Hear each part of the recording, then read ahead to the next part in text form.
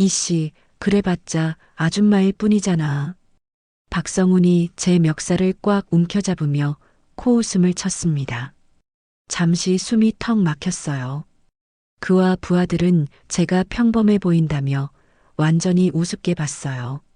하지만 이 대화가 오간 지 불과 3초 만에 마을을 2년간 괴롭힌 깡패 무리 전체가 바닥에 쓰러졌습니다. 제가 그날 고향 마을에서 벌인 일이에요. 휴가차 내려와서 멸치국수 한 그릇을 먹고 있었는데 이런 상황이 벌어진 거죠. 솔직히 말씀드리면 저도 처음엔 참으려고 했어요. 군인이라고 해서 민간에서 함부로 나설 순 없잖아요. 하지만 할머니들이 떨고 계시는 모습을 보고는 더 이상 참을 수 없었습니다. 여러분도 혹시 불의를 보고도 참고 넘어간 적 있으시죠? 나 하나쯤이야. 어차피 바뀌지 않을 거야. 이런 생각 해보신 적 있으실 거예요. 하지만 제 이야기를 보시면 알게 될 겁니다. 한 사람의 용기가 어떻게 마을 전체를 바꿀 수 있는지, 그리고 진정한 강함이 뭔지 말이에요. 특히 마지막에 그 깡패 두목이 보인 변화는 정말 충격적이었어요. 도대체 그에게 무슨 일이 일어난 걸까요? 자, 그럼 제가 겪은 이 놀라운 이야기 속으로 함께 들어가 보실까요? 잠시 영상 시청 전 구독, 좋아요 눌러주시면 영상을 만드는데 큰 힘이 됩니다. 이런 유튜브 하는 것도 쉽지 않은데 여러분들이 응원해 주시니까 정말 감사해요. 제 이야기가 조금이라도 도움이 되셨으면 좋겠고요. 그럼 이제 본격적으로 이야기 시작해 볼게요. 부산 해운대에서 차로 30분 거리 작은 어촌 마을에 오후 햇살이 비스듬히 내려앉았습니다. 강지우는 군복 대신 편안한 민간복을 입고 좁은 골목길을 천천히 걸었습니다. 20년 넘게 특전사로 살아오며 잊고 있던 고향의 냄새가 코끝을 스쳤습니다. 정말 오랜만이야. 최술래 할머니의 작은 식당 앞 플라스틱 의자에 앉은 지우는 어린 시절 단골 메뉴를 주문했습니다. 붉은 고춧가루가 둥둥 떠다니는 멸치국수 한 그릇. 그 맛 그대로였습니다. 아이고, 지훈이 맞네. 얼마나 컸어. 이제 완전 어른이 됐구나. 할머니의 주름진 손이 국수를 삶으며 반가운 미소를 지었습니다. 뜨거운 김이 할머니의 얼굴을 부드럽게 감쌌습니다. 할머니도 여전히 건강하시네요. 지훈이 젓가락으로 국수를 들어 올리던 순간 마을 입구에서 거친 목소리가 들려왔습니다. 아, 이 할망구야. 이번 달 보호비 왜 안 냈어? 플라스틱 젓가락이 그릇에 떨어지며 작은 소리를 냈습니다. 지훈의 고개가 천천히 돌아갔습니다. 35살 남자가 4~5명의 부하들과 함께 상점가로 걸어오고 있었습니다. 박성훈이었습니다. 그의 얼굴엔 오만함이 가득했고 뒤따르는 부하들의 표정도 험악하기 그지없었습니다. 최술래 할머니의 손이 미세하게 떨렸습니다. 행주를 쥔 손의 핏줄이 도드라졌습니다. 지우는 할머니의 변화를 놓치지 않았습니다. 뭔가 이상해. 박성우는 인근 생선가게 앞에서 멈춰 섰습니다. 가게 주인이 고개를 숙이며 뭔가를 건네려 했지만 박성우는 만족스럽지 않은 표정을 지었습니다. 이게 뭐야? 지난달보다 적잖아. 죄송합니다. 요즘 손님이 줄어서. 핑계대지 마. 약속은 약속이야. 박성훈의 손이 허공을 가르며 생선 상자를 엎어버렸습니다. 은색 멸치들이 바닥에 흩어졌고 가게 주인은 무릎을 꿇고 주워 담기 시작했습니다. 그의 등이 굽었습니다. 지훈의 눈빛이 차가워졌습니다. 이런 상황을 수없이 봐왔지만 고향에서 벌어지는 모습은 다른 의미로 다가왔습니다. 할머니, 저 사람들 누구예요? 쉿, 조용히 해. 박성훈이라는 양아치야. 2년 동안 우리 마을을 괴롭히고 있어. 할머니의 목소리가 떨렸고 다른 상인들도 모두 고개를 숙인 채 자리를 피하고 있었습니다. 마을 전체가 공포에 움츠러들었습니다. 박성훈 무리가 최순례 할머니 식당 쪽으로 다가왔습니다. 지우는 젓가락을 조용히 내려놓고 상황을 주시했습니다. 이대로 둘 수는 없어. 할머니, 이번 달 돈은 준비됐죠? 박성훈이 식당 앞에서 멈춰서며 위협적인 목소리로 말했습니다. 최순례 할머니는 앞치마를 손으로 꼭 쥐며 입술을 떨었습니다. 성훈아, 이번 달은 정말 어려워서. 어려워서? 할머니, 우리가 몇 번 말씀드렸잖아요. 이 동네에서 장사하려면 규칙을 지켜야 한다고. 박성훈의 오른팔인 김태수가 앞으로 나섰습니다. 그는 일부러 식탁 위에 도자기 그릇을 손등으로 쳐서 바닥에 떨어뜨렸습니다. 하얀 조각들이 시멘트 바닥에 흩어졌습니다. 아이고, 할머니가 놀라 뒤로 물러섰습니다. 지훈의 주먹이 무릎 위에서 꽉 쥐어졌습니다. 하지만 아직 움직이지 않았습니다. 상황을 정확히 파악해야 해. 이때 20대 후반의 청년이 숨을 헐떡이며 달려왔습니다. 이민호였습니다. 그는 박성훈 앞에 서며 가쁜 숨을 고르려 했습니다. 성훈 형님, 할머니를 괴롭히지 마세요. 제가 대신 말씀드릴게요. 오, 청년회장님 등장이시네. 너 같은 애송이가 나서서 뭘 어쩌겠다는 거야? 박성훈의 입꼬리가 비틀어졌습니다. 김태수는 이민호의 어깨를 거칠게 밀쳤습니다. 이민호의 몸이 휘청거렸습니다. 형님, 이런 애들은 확실히 교육시켜야 해요. 민호야, 괜찮아. 들어가거라. 최순례 할머니의 목소리가 떨렸지만 이민호는 물러서지 않았습니다. 그의 두 주먹이 떨리고 있었습니다. 할머니들한테서 돈을 뜯어내는 게 자랑스러운 일인가요? 이건 범죄예요. 범죄? 야, 이 새끼가 지금 뭐라고 했어? 김태수의 얼굴이 붉어졌습니다. 그의 주먹이 허공에서 떨렸습니다. 태수야, 잠깐. 박성훈이 손을 들어 김태수를 제지했습니다. 그리고는 이민호를 위아래로 훑어보며 차가운 미소를 지었습니다. 청년회장이라며? 그럼 내가 할머니 대신 책임져. 어떻게 생각해? 제가 할머니 목까지 드릴게요. 그러니까 더 이상 괴롭히지 마세요. 이민호의 목소리가 떨렸지만 굽히지 않았습니다. 지우는 그의 용기에 마음이 움직였습니다. 저런 용기가 있었구나. 좋아. 그럼 내가 이 할머니 보호비까지 책임져. 이번 달부터 2배로 내는 거야. 2배요? 그럼. 싫으면 말고. 대신 할머니가 어떻게 될지는 모르겠지만 박성훈의 시선이 최순례 할머니에게 향했습니다. 할머니의 어깨가 움츠러들었습니다. 김태수가 한 걸음 더 다가갔습니다. 지훈의 턱이 굳어졌습니다.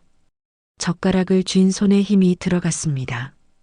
다음 날 아침 지훈은 일찍 일어나 마을을 산책했습니다. 새벽 공기가 차갑게 뺨을 스쳤습니다. 어린 시절 뛰놀던 골목길을 천천히 걸으며 어제의 상황을 되짚었습니다. 상점 셔터마다 흠집이 있었고 몇몇 간판은 일부러 부러뜨린 듯 비뚤어져 있었습니다. 이곳이 정말 내가 자란 마을이 맞나? 최순례 할머니 식당에서 따뜻한 국물을 떠넣던 지훈의 손이 멈췄습니다. 창문 너머로 익숙한 그림자들이 다가오고 있었습니다. 어제보다 더 많은 인원이었습니다. 할머니, 어제 약속 기억하시죠? 박성훈의 목소리가 식당 문을 열고 들어왔습니다. 할머니의 손이 행주를 꽉 움켜쥐었습니다. 주름진 손등에 핏줄이 도드라졌습니다. 성훈아, 제발 좀. 제발은 무슨... 김태수의 주먹이 식탁을 내려쳤습니다. 도자기 그릇들이 덜컹거리며 흔들렸습니다. 지훈의 국수 그릇에서 국물이 살짝 넘쳤습니다. 야, 아줌마. 여기 있으면 다칠 수도 있으니까 얼른 꺼져. 김태수가 지훈을 향해 턱을 치켜들며 소리쳤습니다. 침이 튀었습니다. 박성훈도 지훈을 위아래로 훑어보며 입꼬리를 비틀었습니다. 그러게 말이야. 아줌마가 끼어들 일 아니니까 어서 나가. 지훈은 젓가락을 천천히 내려놓았습니다. 스테인리스 젓가락이 도자기 그릇에 닿으며 작은 소리를 냈습니다. 그녀는 자리에서 조용히 일어섰습니다. 참을 때와 나설 때를 구분해야 해. 잠깐만요. 모든 시선이 지훈에게 꽂혔습니다. 그녀는 품속에서 검은 가죽 지갑을 꺼냈습니다. 동작 하나하나가 침착했습니다. 뭐 하는 거야? 박성훈의 눈썹이 찌푸려졌습니다. 지훈은 지갑에서 신분증을 꺼내 식탁 위에 조용히 올려놓았습니다. 육군 특전사 대령 강지훈. 플라스틱 신분증이 형광등 불빛에 반사되어 반짝였습니다. 박성훈의 얼굴에서 혈색이 빠졌습니다. 김태수의 입이 벌어진 채 굳어졌습니다. 다른 부하들의 시선이 서로를 찾아 헤맸습니다.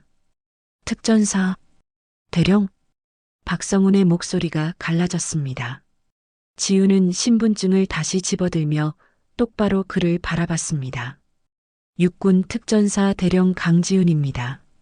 그녀의 목소리는 맑은 샘물처럼 차분했습니다. 하지만 그 속에는 단단한 바위 같은 무게가 실려 있었습니다. 지금 하고 계신 행동들 모두 불법이라는 거 아시죠? 식당 안에 정적이 흘렸습니다. 할머니의 거친 숨소리만 들렸습니다. 최술래 할머니는 지훈을 바라보는 눈에 놀라움과 희망이 뒤섞여 있었습니다. 이건 또 뭐야? 박성훈은 잠시 당황했던 얼굴에 다시 오만함을 올려놓았습니다. 어깨를 으쓱하며 코웃음을 쳤습니다. 대령이든 뭐든 여기는 군대가 아니에요. 아줌마, 민간인 신분으로 참견하지 말라고. 참견이 아니라 신고입니다. 지금 당장 이 행위를 중단하시고 사과하시기 바랍니다. 박성훈의 목덜미가 붉어졌습니다. 주먹이 떨렸습니다. 사과? 아줌마가 뭔데 우리한테 사과하라 말아야. 그의 손이 지훈의 멱살을 향해 뻗어졌습니다. 그래봤자 일개 아줌마일 뿐이잖아. 박성훈이 소리치며 지훈의 목을 움켜잡았습니다. 거친 손가락이 지훈의 목덜미를 조였습니다.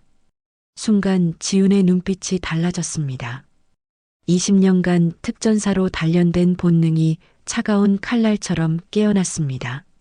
지훈은 박성훈의 손목을 정확히 잡고 비틀었습니다. 뼈가 부러질 듯한 각도로 꺾였습니다. 박성훈의 입에서 비명이 터져 나왔습니다. 아, 손 치워. 지훈의 목소리는 시베리아 바람처럼 차가웠습니다. 박성훈이 손을 빼려고 몸부림쳤지만 지훈의 소나기는 강철 집게 같았습니다. 그의 얼굴이 고통으로 일그러졌습니다. 이 여자가 지금... 김태수가 주먹을 쥐고 지훈에게 달려들었습니다. 하지만 지훈은 박성훈의 손목을 놓는 동시에 김태수의 공격을 피하고 그의 팔을 비틀어 바닥에 눕혔습니다. 모든 동작이 번개처럼 빨랐습니다. 으악! 김태수가 바닥에 엎어진 채 신음했습니다. 다른 부하들이 겁을 먹고 뒤로 물러섰습니다. 그들의 눈에 공포가 가득했습니다. 뭐 하는 거야? 덤벼. 박성훈이 소리쳤지만 부하들은 선뜻 나서지 못했습니다. 지훈의 움직임은 너무도 정확하고 치명적이었습니다. 이게 진짜 특전사구나. 이때 이민호가 식당으로 뛰어들어왔습니다. 어제 상황을 들었던 그는 걱정이 되어 찾아온 것입니다. 할머니, 괜찮아요? 민호 씨, 괜찮습니다. 상황은 정리됐어요. 지훈이 안심시키듯 고개를 끄덕였습니다. 박성훈은 아직도 손목을 움켜쥐고 있었습니다. 그의 손목에 빨간 자국이 선명했습니다. 야, 너희들, 뭐 하고 있는 거야? 박성훈이 부하들에게 소리쳤습니다. 그제야 부하들이 용기를 내어 지훈에게 달려들었습니다. 지훈은 침착하게 첫 번째 부하의 주먹을 피한 뒤 정확히 명치를 쳤습니다. 두 번째 부하는 다리를 걸어 넘어뜨렸습니다. 바닥에 쓰러진 부하들의 신음소리가 식당에 울렸습니다. 이럴 수가. 박성훈이 믿을 수 없다는 표정으로 중얼거렸습니다. 순식간에 자신의 부하들이 모두 제압당한 것입니다. 그의 목에는 아직도 지훈의 손가락 자국이 남아 있었습니다. 마지막 경고드립니다. 지금 당장 사과하고 이 마을에서 사라지세요. 지훈이 박성훈을 똑바로 보며 말했습니다. 박성훈의 얼굴에 분노와 당황이 뒤섞였습니다. 이런 식으로 끝날 줄 알아? 너 우리가 누군지 알아? 알고 있습니다. 그래서 더 확실하게 처리하겠습니다. 지훈이 휴대폰을 꺼내며 번호를 눌렀습니다. 버튼을 누르는 소리가 조용한 식당에 울렸습니다. 여보세요, 경찰서죠? 신고할 일이 있습니다. 박성훈과 부하들의 얼굴이 창백해졌습니다. 최술래 할머니는 떨리는 손으로 입을 막고 있었습니다. 현재 위치는 해운대구 장산동 어촌마을이고 조직폭력배들이 상인들을 상대로 갈취와 협박을 하고 있습니다. 지훈의 신고는 정확하고 간결했습니다. 도자기 조각들이 여전히 바닥에 흩어져 있었습니다. 10분 후 경찰차 2대가 마을 입구에서 멈춰 섰습니다. 사이렌 소리가 고요한 어촌 마을에 울렸습니다. 박성훈과 부하들은 도망가려 했지만 이미 늦었습니다. 지훈이 출입구를 막고 있었고 마을 주민들도 하나둘 모여들었습니다. 경찰입니다. 신고를 받고 왔습니다. 경찰관들이 식당으로 들어왔습니다. 지훈은 자신의 신분증을 보여주며 상황을 설명했습니다. 특전사 대령님이시네요. 상황이 어떻게 된 건가요? 저분들이 이곳 상인들을 상대로 보호비 명목의 금품 갈취를 해왔습니다. 협박과 폭력도 동반되었고요. 지훈의 증언이 끝나자 최술래 할머니가 떨리는 목소리로 말했습니다. 맞아요. 2년 동안 매달 돈을 뜯어갔어요. 안 주면 가게를 부수겠다고 협박했고요. 할머니의 목소리에 억눌렸던 분노가 묻어났습니다. 다른 상인들도 용기를 내어 증언하기 시작했습니다. 생선가게 주인, 슈퍼 사장, 음식점 사장들이 모두 피해 사실을 털어놓았습니다. 이런 할머니들이 거짓말을 하겠어요? 여기 보세요. 최술래 할머니가 부엌에서 작은 공책을 가져왔습니다. 검은 비닐 커버가 씌워진 낡은 공책이었습니다. 그 안에는 박성훈 일당에게 뜯긴 돈의 내역이 꼼꼼히 적혀 있었습니다. 매달 10만 원씩, 작년부터만 해도 120만 원이 넘네요. 경찰관이 공책을 들여다보며 혀를 찼습니다. 볼펜으로 적힌 숫자들이 할머니의 고통을 말해주고 있었습니다. 아니에요. 우리는 그냥 친하게 지내면서. 박성훈이 변명하려 했지만 김태수가 바닥에 엎어진 채 신음하고 있는 모습이 그의 말을 무색하게 만들었습니다. 현행범으로 체포하겠습니다. 경찰관들이 수갑을 꺼냈습니다. 쇠고리가 부딪히는 소리가 식당에 울렸습니다. 박성훈의 얼굴이 일그러졌습니다. 이렇게 끝날 줄 알아? 두고 봐라. 박성훈이 지훈을 향해 소리쳤습니다. 하지만 지훈은 전혀 동요하지 않았습니다. 협박까지 하시네요. 경찰관님, 이것까지 추가로 기록해 주세요. 알겠습니다. 경찰관이 메모를 하며 고개를 끄덕였습니다. 박성훈과 부하들이 경찰차에 실려가는 모습을 보며 마을 주민들은 환호했습니다. 특히 이민호는 주먹을 불끈 쥐며 눈물을 흘렸습니다. 대령님, 정말 감사합니다. 어떻게 감사드려야 할지. 당연한 일을 했을 뿐이에요. 앞으로는 이런 일이 없을 거예요. 지훈이 따뜻하게 미소 지으며 말했습니다. 바닥에 흩어진 도자기 조각들이 이제는 희망의 증거처럼 보였습니다. 하지만 혹시 보복이 있을까봐 걱정되는데요. 이민호가 우려스럽게 말했습니다. 지우는 그의 어깨에 손을 올리며 말했습니다. 걱정하지 마세요. 제가 관련 기관에 모든 상황을 보고할 테니까 철저히 수사될 거예요. 지훈의 말에 주민들은 안도의 한숨을 내쉬었습니다. 오랜만에 마을에 평화가 찾아오는 순간이었습니다. 사흘 후 지훈은 다시 최술래 할머니 식당을 찾았습니다. 마을의 분위기는 완전히 달라져 있었습니다. 상인들의 얼굴에는 밝은 미소가 돌아왔고 아이들의 웃음소리가 골목에 메아리 쳤습니다. 어머, 지훈아, 어서 와라. 할머니가 반갑게 맞아주었습니다. 식당 안에는 이미 몇몇 마을 사람들이 앉아 있었습니다. 모두가 편안한 표정이었습니다. 대령님 오셨네요. 이민호가 일어서며 인사했습니다. 다른 사람들도 모두 일어나 고개를 숙였습니다. 앉으세요, 모두. 너무 격식 차리지 마시고요. 지훈이 손을 흔들며 말했습니다. 할머니는 부엌에서 정성스럽게 준비한 음식들을 가져왔습니다. 김이 모락모락 나는 찌개부터 정갈하게 담긴 반찬들까지. 이거 다 뭐예요? 너무 많이 준비하셨네요. 뭘 그래? 우리 마을의 은인인데 이 정도도 못해? 할머니의 목소리에 감격이 묻어났습니다. 다른 상인들도 각자 준비한 음식들을 가져왔습니다. 생선가게 아저씨는 싱싱한 회를, 슈퍼 사장은 달콤한 과일을 가져왔습니다. 정말 감사해요, 대령님. 우리가 어떻게 감사를 표현해야 할지. 그런 말씀 마세요. 저도 이 마을에서 자란 사람인걸요. 지훈이 겸손하게 말했습니다. 이때 한 할머니가 눈가를 적시며 말했습니다. 2년 동안 정말 힘들었어요.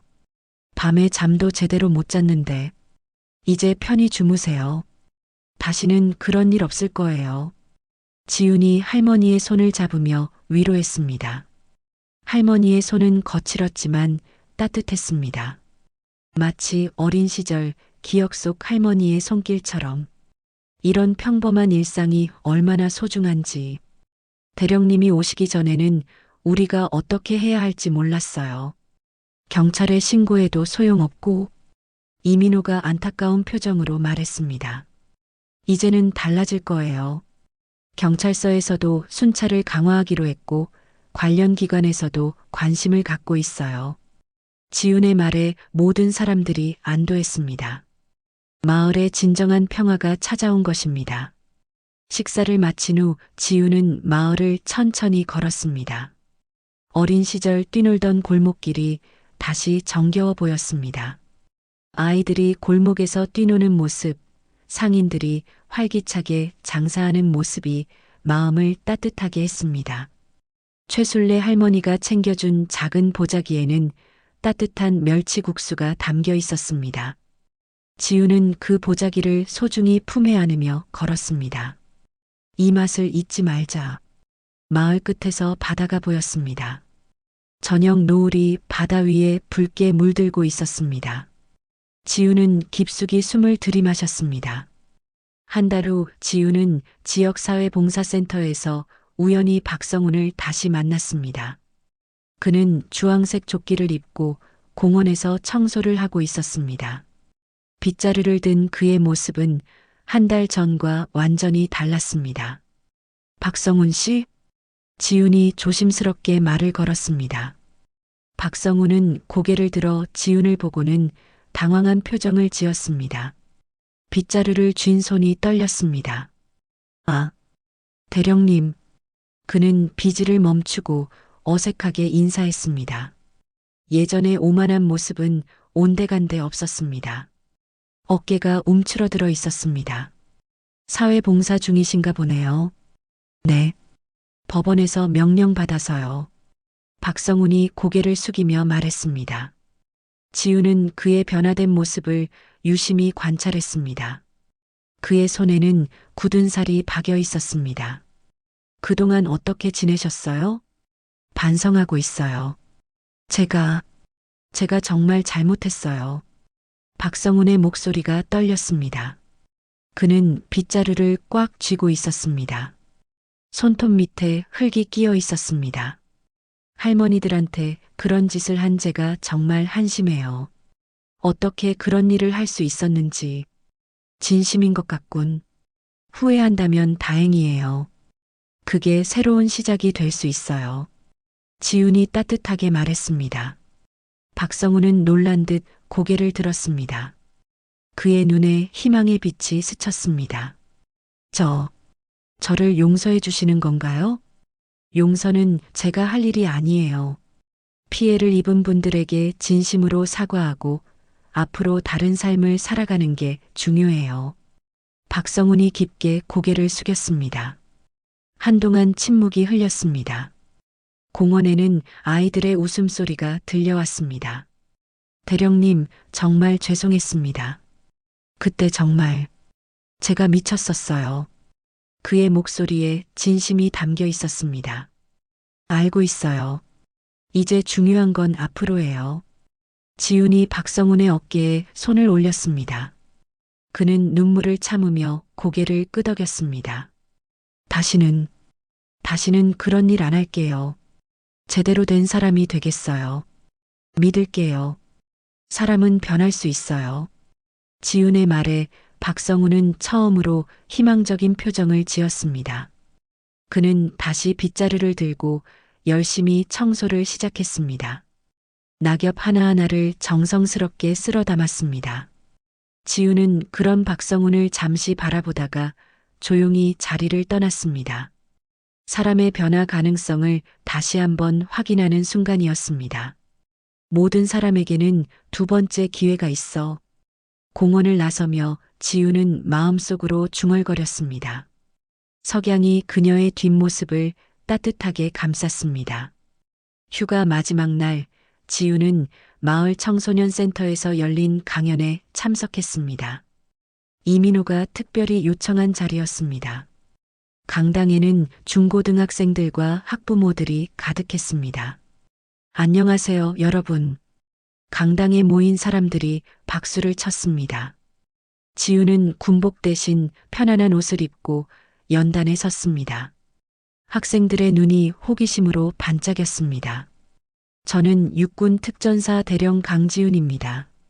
오늘 여러분과 함께 할 수 있어서 기뻐요. 며칠 전 이 마을에서 작은 일이 있었어요. 여러분도 들어보셨을 거예요. 지훈이 말하자 학생들이 고개를 끄덕였습니다.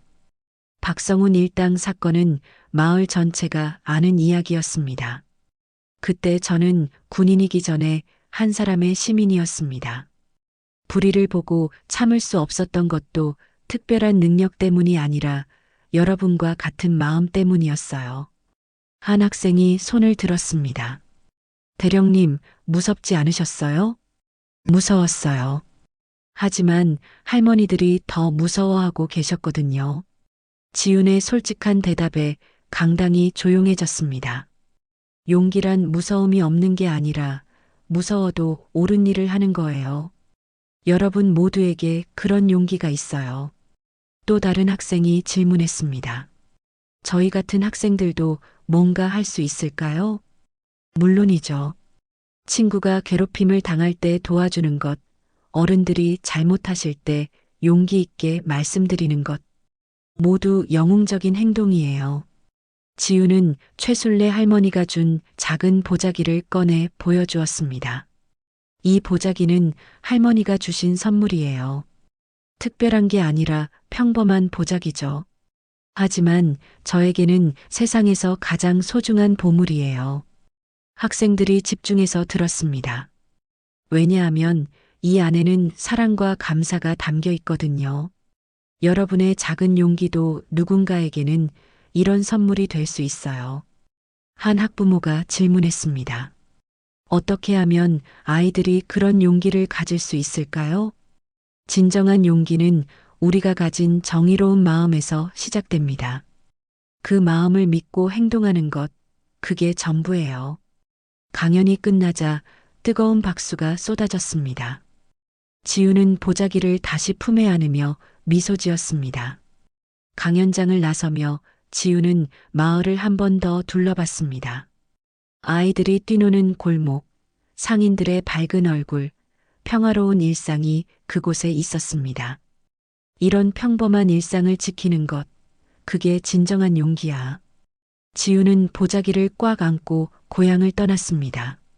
하지만 그녀의 마음속에는 이 마을이, 이 사람들이, 그리고 이 따뜻한 기억들이 영원히 남을 것입니다.